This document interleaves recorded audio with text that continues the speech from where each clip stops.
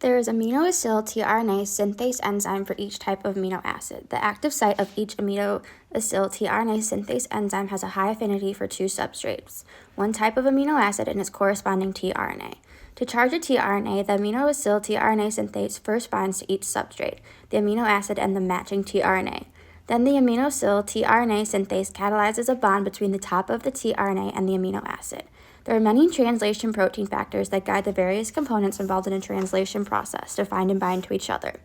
The small ribosomal subunit has a high affinity for the ribosomal binding sequence on the mRNA. When the mRNA bumps into a small ribosomal subunit, the small ribosomal subunit slides down the mRNA until it reaches the RBS and binds through IMFs. The anticodon of the charged MET tRNA has a high affinity for the start codon on the mRNA AUG. When a charged MET tRNA bumps into the AUG codon, it binds through IMFs. The large ribosomal subunit has a high affinity for the complex of the small ribosomal subunit, mRNA, and charged MET tRNA. When a large ribosomal subunit bumps into this complex, it binds through IMFs. The next codon on the mRNA in the A site has a high affinity for the tRNA. When the appropriate tRNA bumps into the next codon, it binds through IMFs. An RNA enzyme, not a protein, in the large ribosomal subunit called peptidyltransferase breaks down the bond between the MET amino acid and the tRNA and the P site and catalyzes the formation of the peptide bond between the two amino acids. Some translation factors bind and unbind to the ribosome, causing the ribosome to change shape and move 3 base pairs down the mRNA. The next codon in the mRNA in the A site has a high affinity for the tRNA. When an appropriate tRNA bumps into the next codon, it binds through IMFs.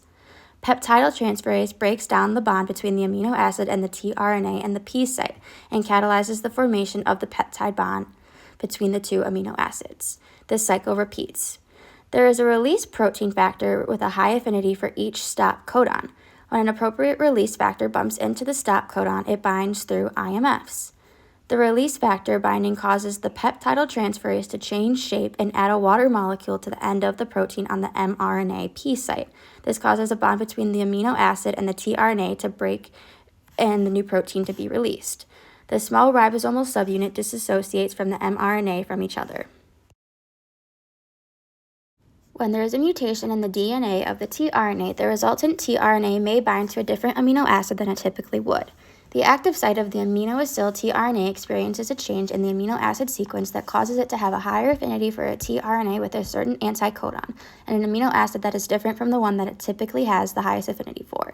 In this case, the tRNA with the codon GUG, which usually has a high affinity for histine, has a structural change in its active site that increases the affinity for asparagine.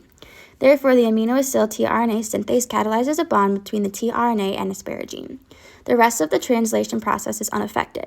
However, during elongation, anticodons linked to the tRNA bind to their complementary mRNA sequences, and peptidyltransferase catalyzes the formation of bonds between the amino acid and the prior amino acid sequence constructed by the ribosome. Notice how the tRNA with the anticodon GUG now adds asparagine to the amino acid sequence instead of histine.